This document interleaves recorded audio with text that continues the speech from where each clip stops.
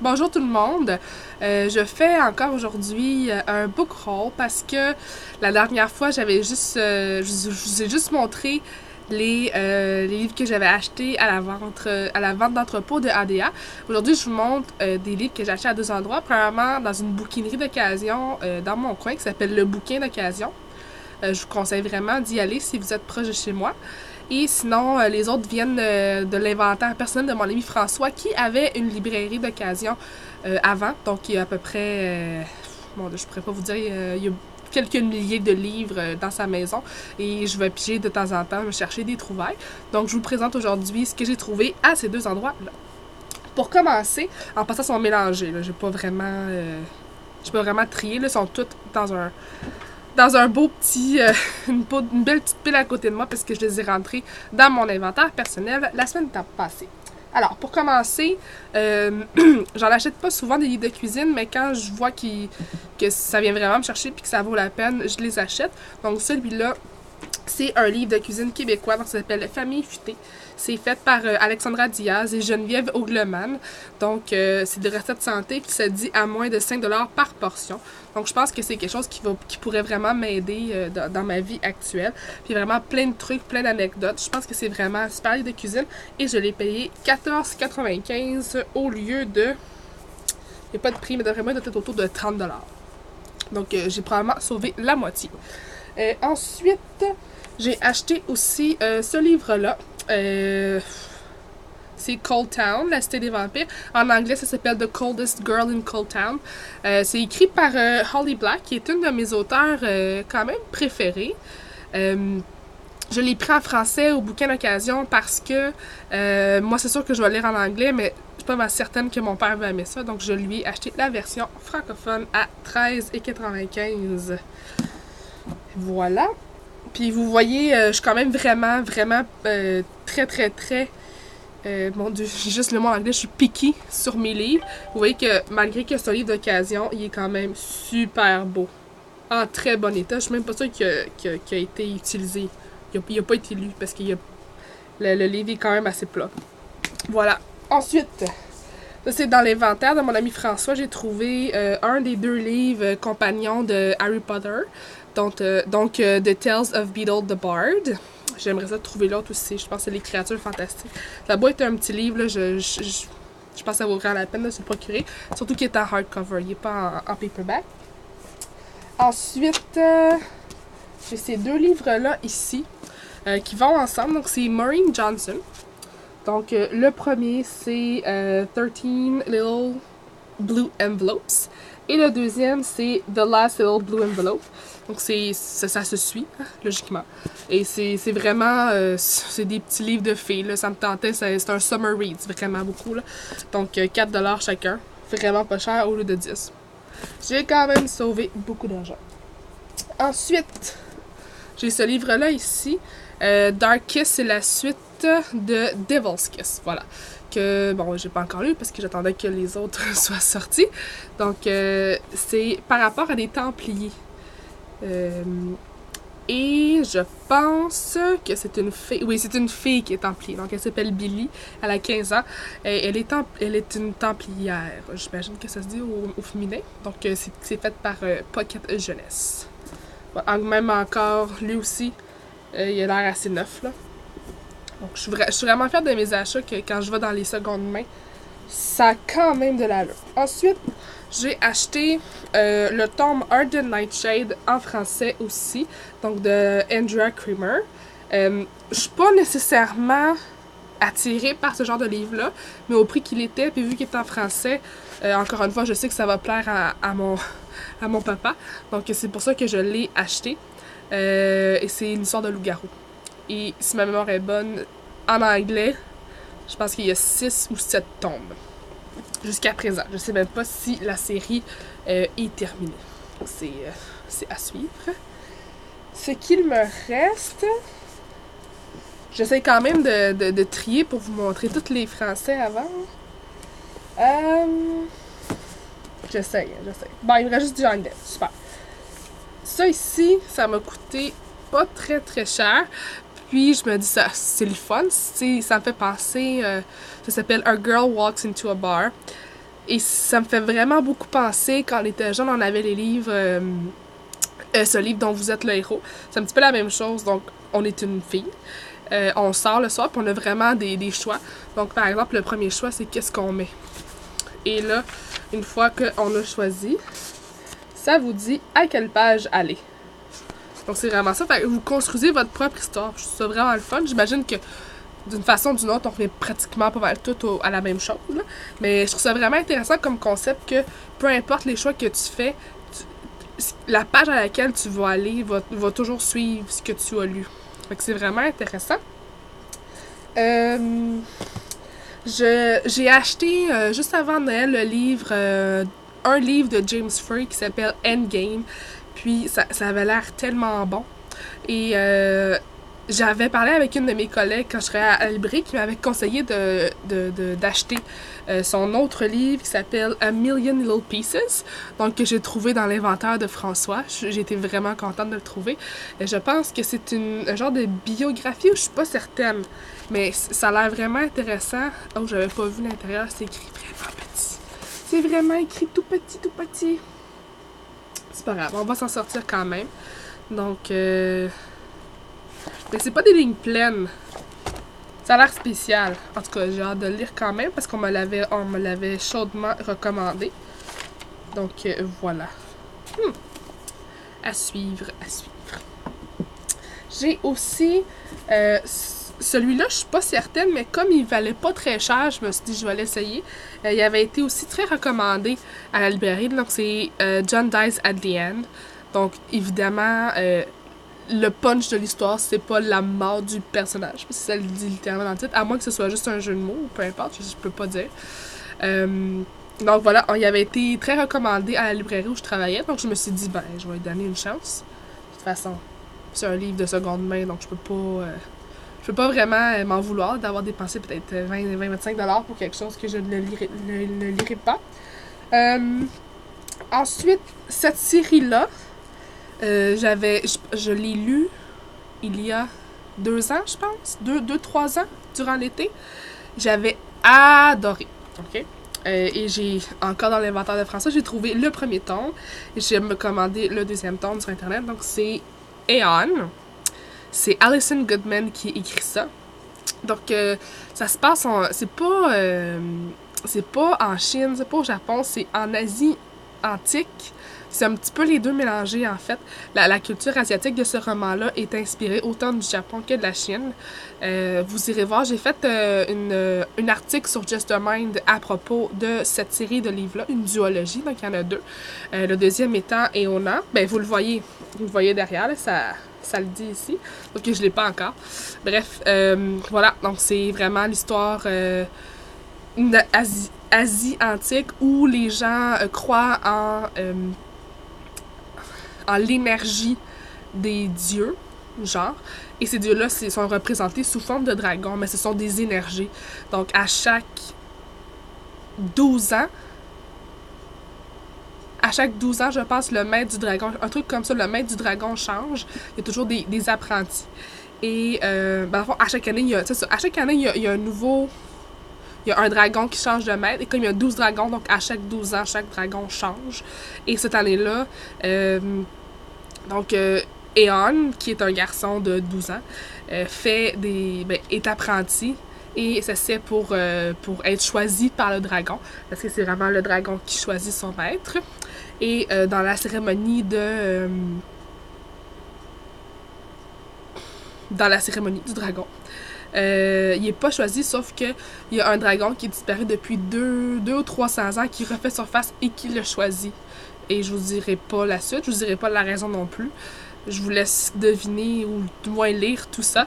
Bref, c'est vrai, ça faisait vraiment longtemps que j'avais pas lu ce genre de fantasy-là. Et je pense que c'est ce qui m'a permis de renouer avec la fantasy. Depuis quelques temps, j'achète beaucoup de livres, là, comme quand je vous ai montré les livres pour le Yard West, il y avait la série Falling Kingdoms de Morgan Rhodes. Ça vient vraiment plus me chercher. Puis, oui, beaucoup de livres qui sont tirés de la dystopie touchent à la fantasy ou au fantastique, sauf que c'est jamais la même chose que littéralement un livre de fantasy. Puis justement, je vais faire un super de bon lien. J'ai 2 autres achats qui sont en lien avec la fantasy. Pour commencer, ça c'est vraiment juste... c'est un bébéisme de ma part. C'est que dans la bibliothèque de François, il y a beaucoup de fantasy et de science-fiction. Là. Et je suis tombée sur une série de livres que j'ai lus il y a 12 ans. J'avais 12 ans, donc c'est la moitié de ma vie. Oh mon Dieu. Donc une série de livres que j'ai lus il y a 12 ans en français. J'ai trouvé une édition anglophone et en plus une édition 20e... Je m'excuse. Une édition 20e anniversaire. Ils sont pratiquement intacts.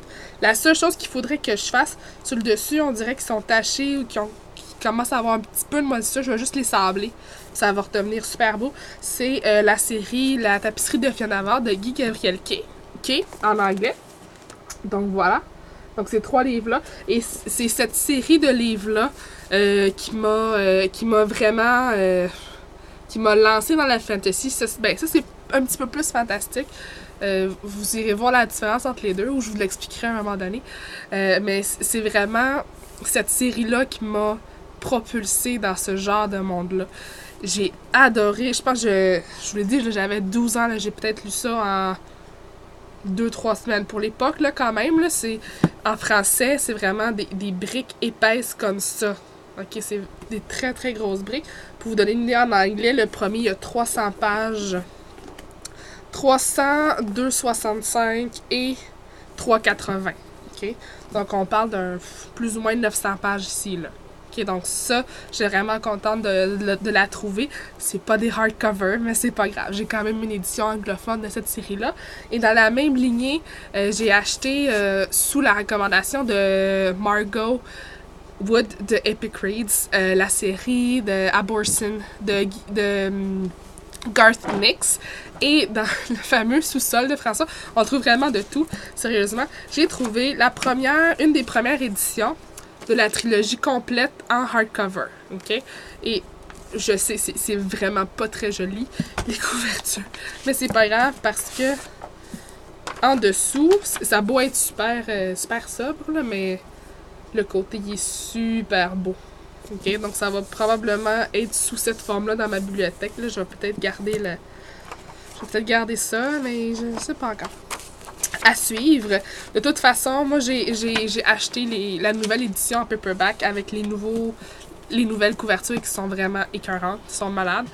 Donc, en tout cas, je vais décider comment je vais placer ça dans la bibliothèque. Mais ça, c'est de la fantasy.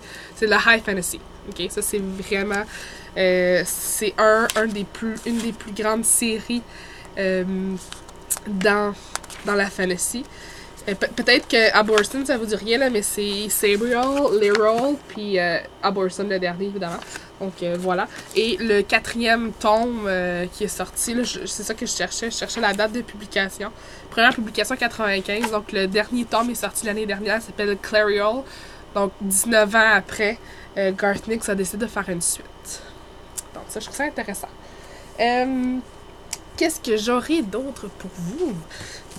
Là, je pense que... Ouais, tout le reste, ça vient du sous-sol de François. Donc, je ne le dirai plus. François, je t'ai fait de la pub, tu vas être super content. Donc, j'ai trouvé une édition hardcover de Les Contes de Grimm. C'est vraiment un super de beau livre. Et je pense que ça, je vais l'utiliser peut-être pour apprendre à mes enfants à lire en anglais. Puisque ce sont des contes, hein, donc c'est relativement court. C'est le Cendrillon, on a... il y en a plein que je connais pas, mon Dieu. En tout cas, il y en a des super courtes, là. On s'entend, là. C'est pas très long. Donc, ça peut très bien servir d'apprentissage pour des enfants. Je vous dirais entre 7 et 10 ans. Pour commencer à apprendre l'anglais. Je pense que ça pourrait être bon. Aussi, dans la même lignée de pensée, ok? J'ai acheté à François, je lui ai payé. J'ai acheté un coffret concernant le Magicien d'Oz. Donc, c'est 3 livres. Je sais pas si c'est complet, par contre. Ça venait vraiment comme ça. Mais je me dis, de toute façon, c'est mieux que que d'avoir rien du tout, hein, parce que je n'ai même pas le Machin d'Oz en livre. Donc, oui, c'est une édition pour enfants. Donc, encore une fois, comme je vous ai dit... Ah ben oui, regardez, 100e anniversaire. Hein? J'en trouve toutes des choses superbes. Ouais. Donc, 3 livres qui se passent dans le monde de Oz pour des enfants. Moi, ça me convient parfaitement. De toute façon, je vais probablement les lire aussi pour savoir de quoi ça retourne. Ensuite, un autre coffret dont je ne connais rien. Absolument rien, mais je le trouvais beau et les noms m'inspiraient. Donc, c'est écrit par William Nicholson et c'est The Wind on Fire Trilogy. Donc, on a The Wind Singer, The Slaves of Mastery et Fire Song. OK. Voilà. Donc, 3 assez gros livres. Je vais juste vérifier. Oh, mais c'est écrit quand même assez gros à l'intérieur. Beaucoup d'espace, beaucoup de marge. Donc, on s'inquiète pas avec ça côté temps de lecture. Et 350 pages. Donc, le papier est quand même très épais. Ça fait une lecture quand même assez rapide. En tout cas, dans mon cas. Hein. Je vais pas commencer à vous dire à quelle vitesse vous devriez lire, mais dans mon cas, ça va être assez rapide. Aussi, dernier coffret. C'est un coffret de Alice Sebold. OK? Donc, j'avais déjà entendu parler de ces livres-là, de Lovely Bones, qui, je pense, est un film. Et ça, c'est une édition spéciale. Je vais juste vous la sortir. De Looking Glass avec... donc, on a The Lovely Bones, qui est en hardcover. Est-ce qu'il y a quelque chose dessus? Ah, bon. On a les initiales de la maison d'édition, le Little Brown, LB. Quand même un très beau livre. Et aussi, ce que j'aime le plus, c'est dans... Ça, c'est un autre, c'est comme un petit coffre. C'est pas un livre. C'est l'édition spéciale de Looking Glass. Mais c'est comme si c'était des... J'ose pas l'ouvrir. Je veux pas... Mais c'est le livre, dans le fond. Mais... c'est ça, il y a comme du plastique. Fait c'est Looking Glass. On va au travers. Il y a comme des petits... Je peux pas... ça, c'est du plastique. Ici, on va au travail. Il y a des formes, mais je veux pas l'ouvrir tout de suite. Tant que je serai pas rendue à le lire, je l'ouvrirai pas. Mais quand je l'ai vu, j'ai fait comment, mon Dieu, c'est vraiment beau. Fait que je l'ai pris. De toute façon, au prix où François me vend ses livres, je suis pas en peine. Vraiment, vraiment pas en peine. De toute façon, c'est tout du seconde main, hein. Donc, voilà. On remet ça là-dedans avec le petit ruban qui nous permet de tirer les livres. C'est magnifique. Special Limited Edition. Voilà. Et finalement, un autre livre dont je ne sais absolument rien. Par contre, encore une fois, je vous le montre ici, là, c'est Cold Tom de Sally Prue. Je vais juste vous lire en arrière. Tom had never been to the city of the demons before, and it smelled of death. He stood and shivered by the bridge over the river, his skin prickling with danger. It was madness to cross, but then he was in danger if he stayed too. He slipped across on the shadowy side, ready to call upon the stars to hide him. Bon. C'est peut-être pour ça que je l'ai pris. Mais bref, ça pour dire que, encore une fois, les pages sont super épaisses. Puis il est quand même petit en plus, le livre. 187 pages de pages comme ça. Donc, ça sera vraiment pas très long à lire. Et je trouve ça super drôle. Ça a été acheté à Ollie's. Un magasin que je ne connais pas. Donc, peut-être ça vient des États-Unis. Qui sait? Hein? Donc, voilà. C'est tout pour ce dont je voulais vous parler dans cette vidéo. Donc, c'est des livres que j'ai acquis récemment. Il y en aura probablement un autre qui va suivre dans un mois, peut-être 2. J'essaie de pas trop en acheter. J'essaie de vraiment beaucoup de me restreindre dans mon achat de romans, là. On verra si ça fonctionne. Quand je vais dans les librairies, je me dis, OK, j'en achète un. Un seul. Un hardcover ou 2 paperbacks. Ça dépend de ce que j'ai envie de lire. Mais encore là, c'est dur de se restreindre. C'est vraiment, vraiment dur. En tout cas, sur ce, je vous souhaite une très bonne journée et on va se reparler bientôt. Bye bye!